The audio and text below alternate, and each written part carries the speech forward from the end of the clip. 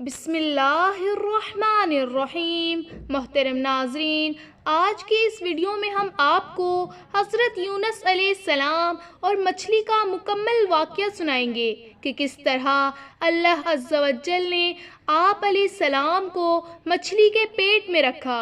ناظرین، حضرت یونس علیہ السلام نیک انسان تھے اور ہر وقت لوگوں کی بہتری کے لیے فکر مند رہتے، اس لیے اللہ تعالیٰ نے ان کو اپنا رسول چن لیا اور انہیں نینوہ شہر کے سرکش لوگوں کی ہدایت کے لیے وہاں جانے کا حکم دیا۔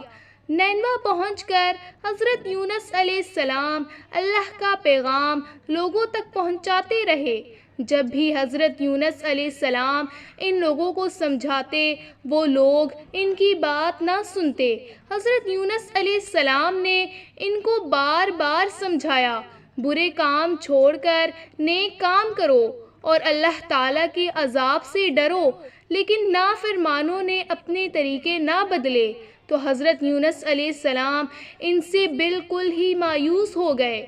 انہوں نے نا امید ہو کر ان لوگوں کے لیے عذاب کی بدعا کی اور دل شکستہ سمندر کی طرف چل پڑے۔ وہاں ایک کشتی سفر کے لیے تیار کرائی تھی۔ آپ کشتی میں سوار ہو گئے۔ کشتی روانہ ہوئی تو شدید طوفان آ گیا اور کشتی ڈولنے لگی۔ کشتی والے نے کہا کہ ضرور کوئی مسافر اپنے مالک سے بھاگ کر آیا ہے۔ جب کوئی نہ بولا تو اس نے کہا کہ سب مسافروں کے نام کی پرچی نکالو اور جس کا نام نکلے اس کو باہر پھینک دو، ورنہ سب ڈوب جاؤ گے۔ 3 دفعہ قرآن دازی میں بار بار حضرت یونس علیہ السلام کا نام نکلا تو آپ نے سوچا کہ میں بھی اللہ پاک کے حکم کے بغیر نینوہ بستی چھوڑ کر نکل آیا ہوں۔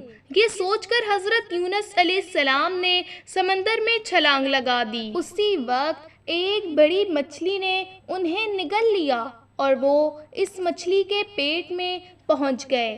حضرت یونس علیہ السلام مچھلی کے پیٹ میں زندہ رہے اور اللہ سے معافی مانگتے رہے۔ حضرت یونس علیہ السلام نے اللہ سے فریاد کی، یا اللہ، بے شک آپ کے سوا کوئی معبود نہیں ہے، کوئی حامی مددگار یا اللہ پاک، تو ہر عیب سے پاک ہے، بے شک میں ظلم کر بیٹھا ہوں۔ اللہ تعالیٰ نے حضرت یونس علیہ السلام کی دعا قبول کر لی اور اللہ کے حکم سے مچھلی نے حضرت یونس علیہ السلام کو ساحل کے قریب باہر اگل دیا۔